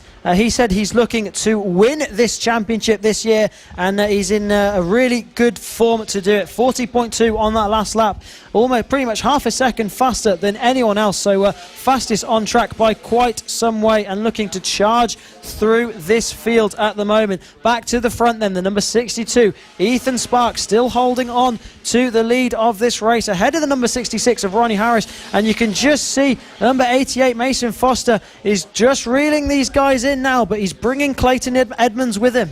Yep, he is indeed, but you can see on screen there the number 72 is Samuel Munson, and we're now back with the leaders, Ethan Sparks, Ronnie Harris, Mason Foster and Clayton Edmunds, who's staying with them. Clayton's not being dropped by this leading three, so yeah, doing a brilliant job here, the 146 bike. But yeah, it is Ethan Sparks leading as they come across the line to start the, we'll go through halfway, so 6 laps left to go. It's another fastest lap for Mason Foster. It's a 40.164. That's only 0.3 of a second off the all-time race lap record here, and Ethan Sparks under extreme pressure now from Ronnie Harris and Mason Foster. Mason Foster with the bit between his teeth. He can see the race win right in front of him. He's got to clear 2 bikes if he is to close in on it. Ethan Sparks leading from the front. Ronnie Harris will have eyes fixed on that rear tyre of Ethan Sparks. He won't be worrying about Mason Foster behind. So this is all Mason to work on clearing both second and first as they start to come up to lap traffic. So this could really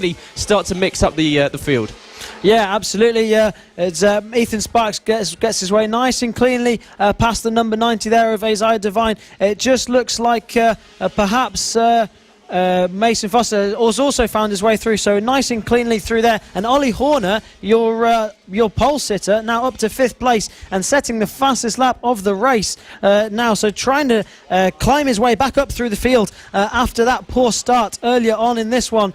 So good pace from Ollie Horner, but these 3 at the front also showing brilliant pace in this one. These 3 have pretty much locked out the podium all season long. Lydd, they were absolutely sheets above anyone else in this one. So brilliant stuff from all of these guys as they head into turn 2. 4 laps to go in this race. Ethan Sparks holding on to the lead still. Mason Foster looking menacing in third. You think now he's put all the work in to get onto the back of these guys. So now he's just going to be looking at where these guys are strong, where these guys are weak, and where he thinks he can make a move. He's got plenty of time to get through. So it's the battle for this win absolutely hotting up between your top 3 in the championship. Ollie Horner, the pole sitter, now makes his way back up into 4th position ahead of Clayton Edmunds. So recovering some lost ground that he lost off the start. But you can see Mason Foster sweeping around the inside. Ronnie Harris taking 2nd place from the 66 bike. So Mason Foster making moves late on on in this one, and he's now got Ethan Sparks fully set in his sights as they head down towards the hairpin. And Ethan Sparks using a lot more of the runoff here at Clay Pigeon compared to some of the other riders, but doing a brilliant job holding on to the lead this one. As you say, the trio are absolutely blitzing the rest of the field in the championship standings. Had a 40-point lead over anyone else coming into the weekend and extended it with their results in the first race of the weekend. But Ethan Sparks comes across the line to start his penultimate lap of this one. So only 2 tours of this circuit at Clay Pigeon in Dorset to go, and it's Ethan Sparks holding off Mason Foster and Ronnie Harris. Don't count him out. There's still a couple of laps left to go, so Ronnie Harris will still be thinking that the win can be on if anything happens between Mason Foster and Ethan Sparks. We're going to be mighty close, but Ethan Sparks, he's done a brilliant job holding on to this one so far.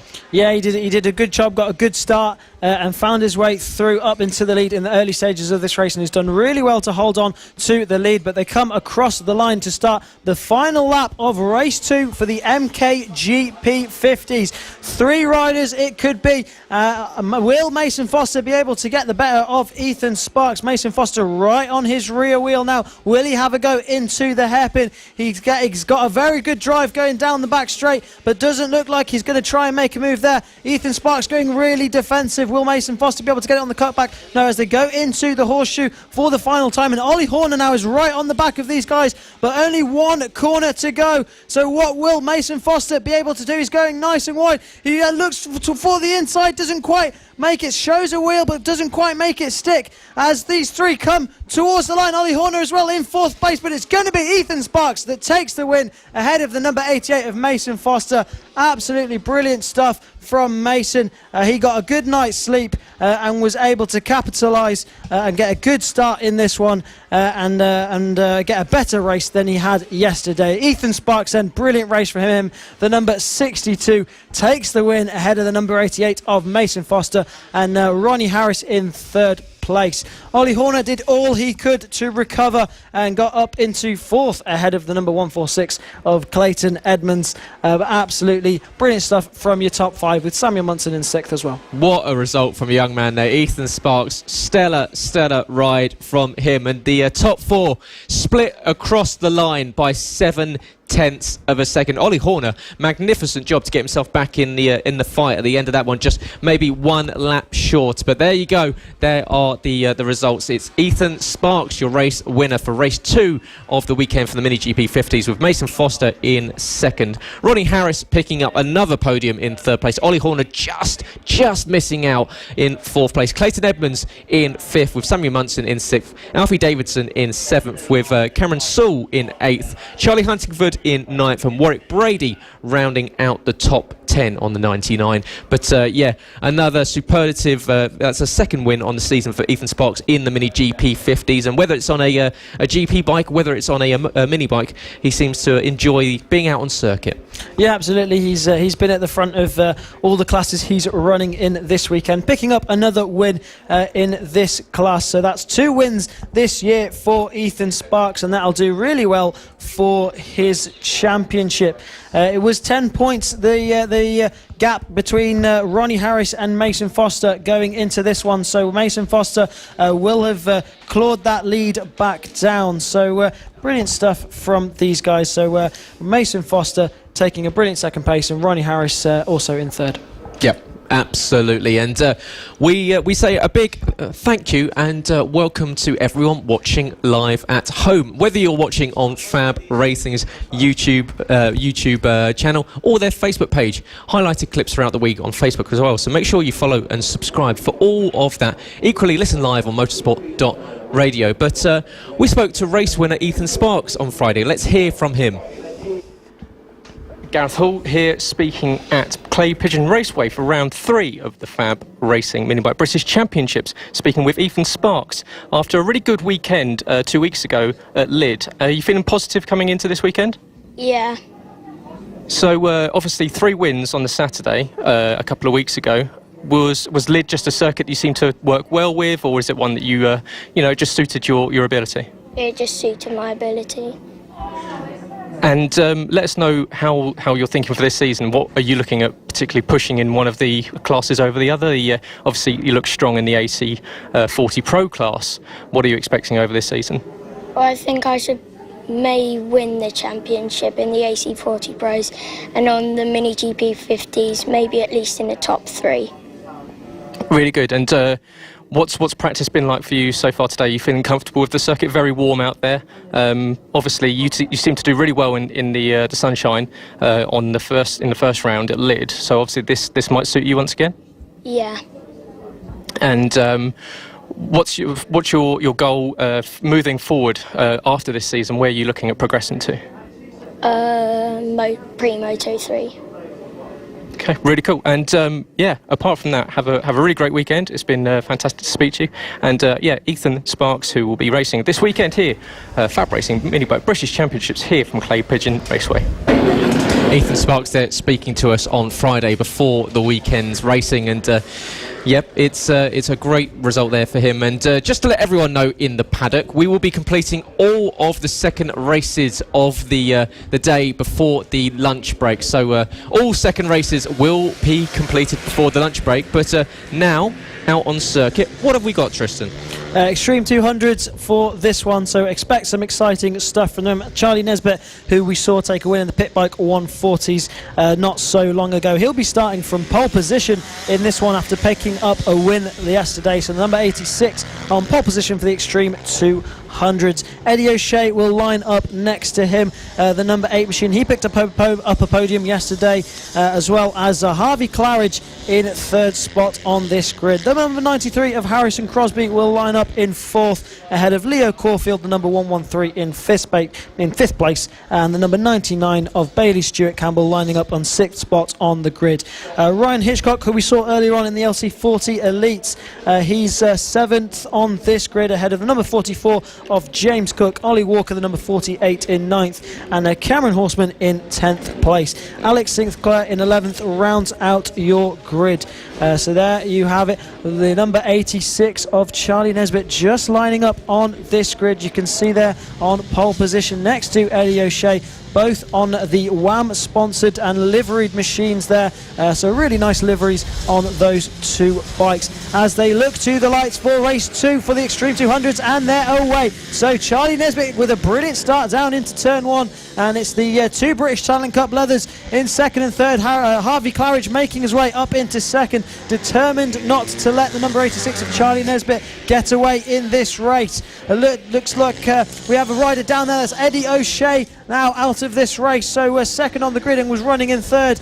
Looks a little bit confused as to what happened there.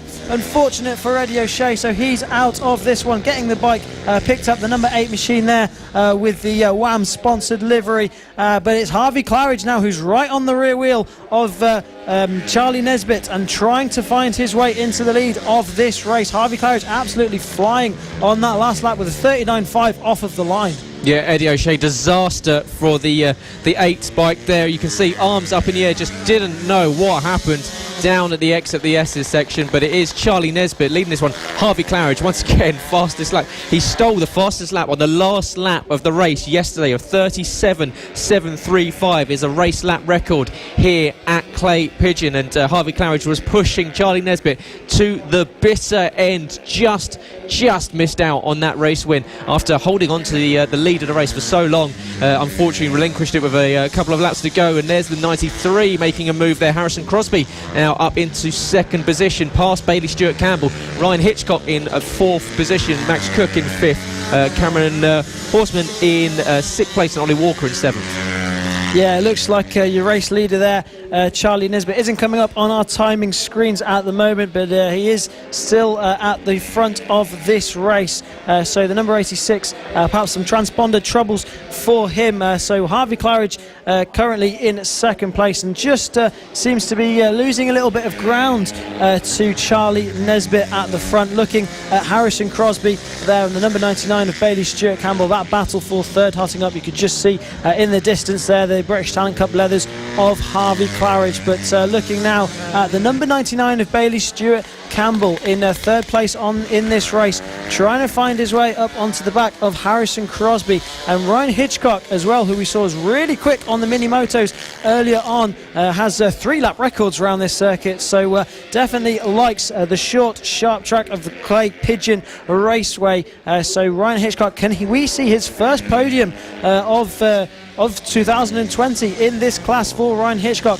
It's definitely possible, but it's going to have to find his way past Bailey Stewart Campbell and Ryan and Harrison Crosby first.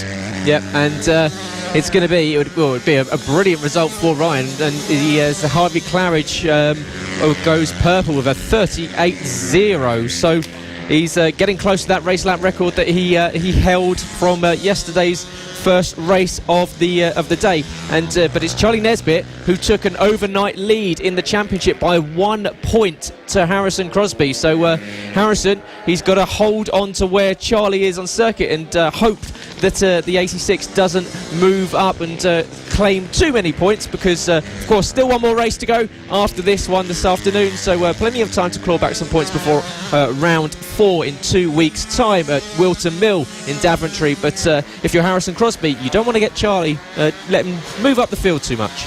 No, not at all. Casey O'Gorman's still leading this championship. Actually, he took a good few wins and second places last time out at Lydd, but isn't here this weekend. So a chance for Charlie Nesbitt and Harrison Crosby to rack up the points and close him down in the championship. But it is still number 86 of Charlie Nesbitt who's leading from Harvey Claridge and Harrison Crosby there in third place. Ryan Hitchcock trying to get up onto the back of Harrison Crosby to fight for the podium, as you see.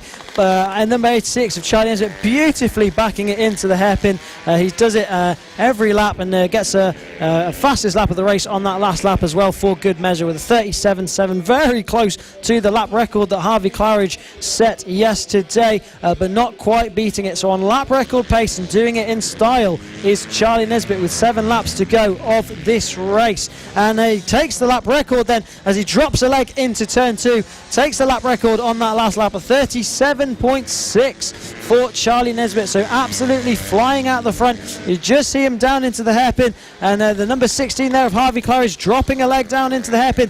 Can't quite stick with the pace of Charlie Nesbitt in this race. So unfortunately no battle for the win at the moment, as we look further back there at the number 16 as well of Cameron Horseman, the number 6 rather of Cameron Horseman running there with the red wheels, also with the British Talent Cup leathers, running a bit further back in this race. Yep, and but it is Charlie Nesbitt who is controlling this one from the front, and even with a pretty decent gap between himself and Harvey Claridge, he's just pushing. So that, I mean, that's in the nature of Charlie, is it? Just to keep going. And sidebar timing there being controlled by Race Control is all back up and running, so you can see there that Charlie Nesbitt is leading this one ahead of Harvey Claridge and Harrison Crosby there in third place. Ryan Hitchcock looking menacing there on our screens, the number 43. He's defending fourth place from the number 99 of Bailey Stewart Campbell at the moment, with 5 laps to go in this race. Charlie Nesbitt now with a 3-second lead over Harvey Claridge. Ryan Hitchcock doing all he can to defend that fourth place from the number 99 of Bailey Stewart Campbell. They go down into the hairpin. Slightly defensive there from Hitchcock. No way through for the number 99 of Bailey Stewart Campbell, but Bailey's got 4.5 laps to study the back of the number 43 and find his way through to take fourth place away from him. Harrison Crosby, the number 93, in third at the moment, with 3 laps to go of this race. Brilliant stuff from all of them as they head down into turn 2. Yep, Bailey Stewart Campbell moving up 1 place from 6th on the grid into 5th, unfortunately with the retirement of Eddie O'Shea earlier on, who seemed to have had an issue on the exit of the S's on the first lap. So Edio, I'm sure, will be majorly disappointed with that, because he was looking at reeling in some points on the likes of Charlie Nesbitt, Harrison Crosby and Casey O'Gorman in the lead of this championship. But it is Charlie Nesbitt that has just decided to ride away from everyone else, and the 86 machine is just once again enjoying himself out there, just lapping and lapping faster and faster. And from a mindset of a rider, what's it like when you're leading, you've got a really big gap? Is it just about making sure that you hit all your apexes perfectly, because you all know that mistakes can happen at any time? Absolutely. Charlie Nesbitt's just got to make sure he's hitting all his markers and just setting the pace that he has been doing. He's doing a brilliant job of it at the front as he comes across the line to start the penultimate lap in this race, and see the number 86. When you're leading a race like this with a good 5-second lead and no one around to play around with, it always feels like the race goes on for a lot longer and the laps seem a lot longer as he backs it in to the hairpin. Brilliant stuff from Charlie Nesbitt. Every lap there nice and smooth, backs it into the hairpin and setting consistent 37s in this race. So on lap record pace every single lap as we see him come around the corner to start the final lap of this race. Yeah, Charlie Nesbitt showing impeccable bike control there into the hairpin, just sliding the back tyre into the corner, getting it slowed down and getting a really good launch of momentum out of the hairpin, which is the reason why we've seen him bouncing around race lap record pace the entire way through this one. He's been just riding away from everyone else. Harvey Claridge has not been able to stay with him like we saw yesterday in race 1. In fact, it's now a 5.5 second gap. And then Harvey, equally, he's in a little bit of a race of his own. Harrison Crosby, another 5.5 seconds back from him. So the top three just kind of enjoying themselves out there. Bailey Stewart Campbell has dropped back a little bit, but he's got Ryan Hitchcock for company. In fact, Bailey Stewart Campbell has moved past Ryan Hitchcock, but as Charlie Nesbitt comes across the line and wins the race in sensational style, what a win for the young man there. Visor up straight away to find out where everyone else is finishing, but it's going to be Harvey Claridge in second, Harrison Crosby third. Bailey Stewart Campbell does hold on to fourth place, with Ryan Hitchcock 10th of a second back. In sixth is Max Cook. Ollie Walker is in 7th place, and Cameron Horsman was a lap down in 8th place. Yeah, and some brilliant wheelies there from the number 86 of Charlie Nesbitt. Stand-up wheelies to celebrate this victory as he puts that front wheel in the air once again. So a brilliant win from Charlie Nesbitt, and a lap record for Charlie Nesbitt just for good measure. So he's closing down the lead that Casey O'Gorman has with 25 points up on Spud. He will very possibly take the championship lead after that one. So good win from Charlie. Harvey Claridge in second place and Harrison Crosby in third, picking up good points as well. Bailey Stewart Campbell did get the better of Ryan Hitchcock in the end, with the number 30 there of Max Cook, the British Junior Talent Team rider, in 6th place as well. So one final race coming up very shortly, and it'll be the MKGP 70s, and we'll be back with that very, very shortly. Racing. This is the 2020 FAB-Racing Minibike British Championships. Round 3, Clay Pigeon Raceway. Let's go! The official BSB partner series. This is FAB-Racing. Welcome back here to Clay Pigeon Raceway. We are here for day 2 of the activities here. Round 3 of the FAB-Racing Minibike British Championships from the border of Dorset and Somerset, and nestled in the beautiful countryside. And out on circuit now, we've got the MKGP 70s, and the man on pole will be Johnny Garness, who celebrated his birthday on Friday, and he did it in sensational style by picking up a win on Saturday.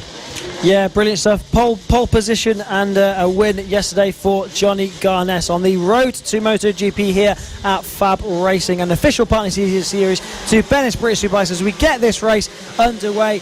Johnny Garness, a brilliant start from him as he starts this race. But a warm-up lap here for these guys. So the number 57 of Johnny Garness looking comfortable to be able to win this race. We've got a couple of riders down there on the warm-up lap. That's Josh Bannister and Clayton Edmunds down at turn 2, so not the way they wanted to start this race. So hopefully they'll be able to get back onto the bikes and back onto the grid. Josh Bannister trying to pick his bike up there and successfully so drama on the warm-up lap here. It's we may have a slight delay on this one with you can just see them picking up the pieces of that WAM sponsored and beautifully liveried bike there, the number 2. They're just trying to run it back to the grid now. Looks as if he's lost a front fender for that one as well. So Johnny Garness and it will be who starts from pole position ahead of Josh Bannister, number 2, who we're just seeing his bike being wheeled. So hopefully he'll be able to line up on that second position.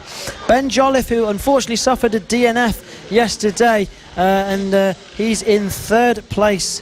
He was almost challenging Johnny Garness yesterday for a win, but unfortunately crashed out. Lucas Brown will line up in 4th spot. He's also 2nd place in the championship, so he'll be looking to rack up some points and try and catch Johnny Garness. Yeah, disaster there for the number 2 bike of Josh Bannister. You can see damage on the front of it, and he'll be looking at possibly getting back on the grid, because off on the front row, that's not what you want to do to start off your second race. And so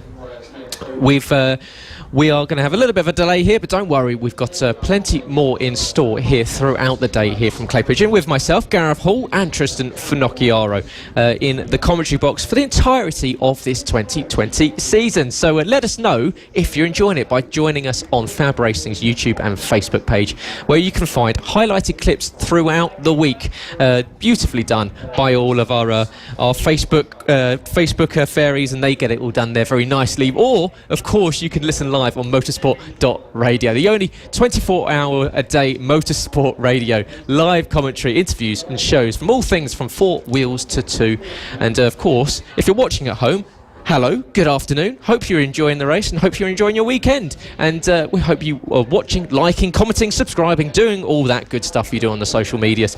And let us know who you're rooting for. Always good to hear from you all back at home. And of course, you can get in touch with us by going to @FAB-Racing on Twitter, or equally @Motorsport Radio, where you can let us know what you like, what you didn't like from the weekend. Always good to get in touch with all the fans, all the families and all the friends watching back at home or listening live on motorsport.radio. This is the Road to MotoGP, a partner of the British Superbike British Superbikes, the next generation of British motorcycling stars. So it's we've got next up Wilton Mill in 2 weeks' time. So Wilton Mill, it's a circuit that you know, so let us know a little bit more about it.